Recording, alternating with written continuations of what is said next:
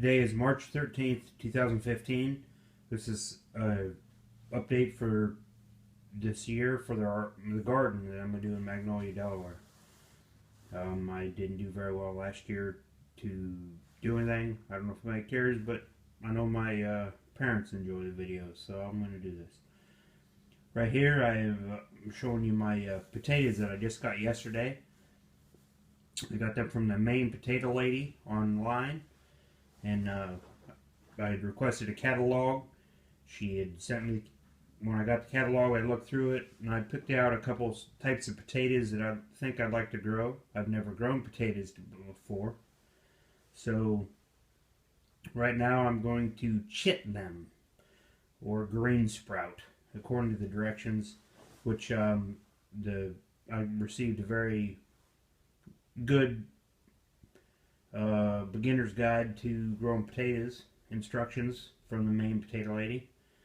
I have two kinds. The ones on the left are called all blue potatoes, and the ones on the right are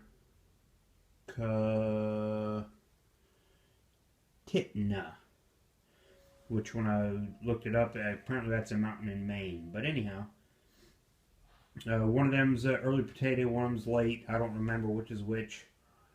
But one's a smaller potato, one's a larger potato. They have different properties, whether you want mashed potatoes or French fries or fried potatoes.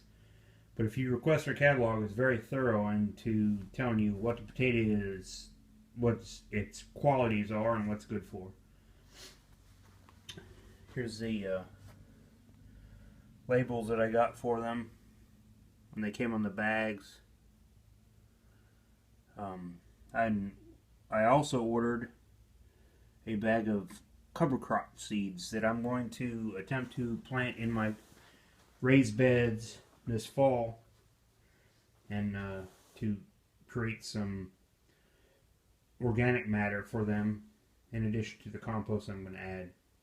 Anyway, they said I should chit these potatoes in a warm, lighted area, but out of direct sunlight. So I'm going to try here by this sliding glass door.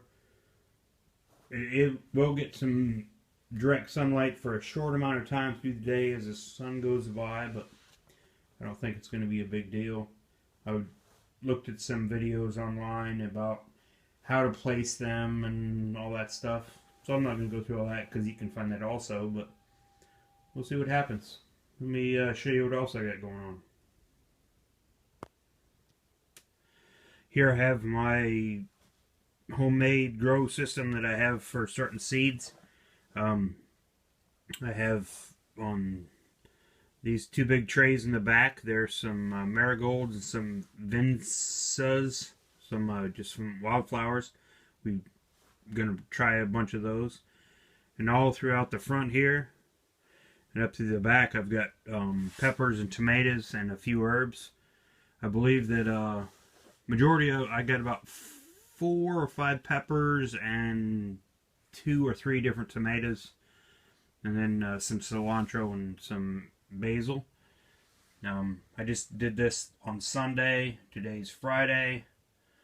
These couple of peppers here, they were from a failed start. I didn't pay attention last time, and it just didn't work out. Anyway, those 3, I salvaged them. The marigolds are coming up from just within the last week, and those are some tomatoes. I don't know what kind right off the top of my head. Some black plum and some black something else. It was a free seed that I got from the rareseeds.com catalog, Baker Creek Seeds, when I ordered some seeds from them. So anyway, nothing really going on there, but that's what I have there. If any of you have paid attention, last year was the first year, or actually a year and a half ago was the first time that I started to deal with composting worms. And this was the composting bin that I had. I made it myself. It's double, the holes. You can find them online how I made it. And right now, I've got this compost in here,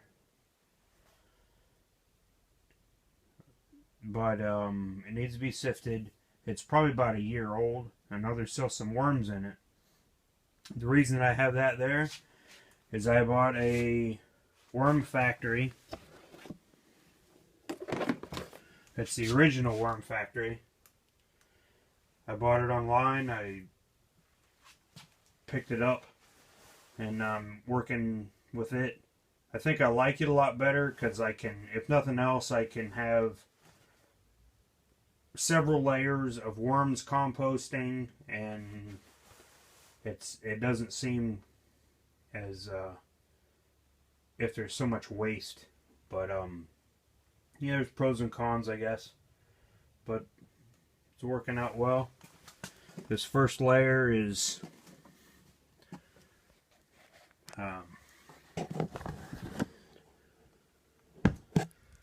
this first layer here,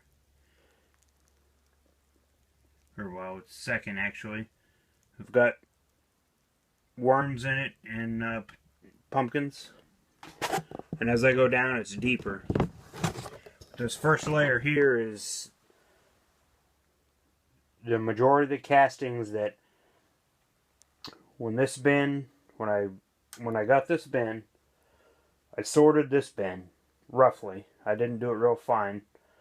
And anything that had a lot of worms or cocoons in it, I put on top of this bin. This was on the bottom up until about a month ago. This bin over here is pretty much finished. You know, you can see it's pretty light, but I need to sift it again because there's some junk in it. Some things that didn't get composted. And there's probably also some worms in it. They'll probably just end up in the bed. But anyway, it's well, I like this a lot better than the homemade bin. And actually, my homemade bin, I think that because I intend to grow all my potatoes in containers, so I'm going to most likely take these castings, use them for either compost tea or worm casting tea rather, or put them straight in the ground. And then these two bins I'm going to put more holes in, and they're going to be containers for my potatoes outside. So let me just close by saying that looking forward to this growing season. We had a couple great days of weather, and you know how that works out. You ready to go once you get a couple days, but I learned from last year that I started too early, and so I'm going to back off a little bit this year. Really looking at growing potatoes my first year. I'll put a link down below for the Maine Potato Ladies website. I've been very happy. I ordered these in September, October, I think, of last year. And when you do that, they tell you they'll mail them to you based on the estimated best times for you to get them. And at that time, for my growing zone, which is Zone 7, they said that March 1st was their shipping time. And I received these yesterday. So they were real close. And looking forward to it. If you enjoy the videos, you know, just let me know. Nothing else, I do this for my mom and dad so they can see what I'm doing. Have a good one. Later.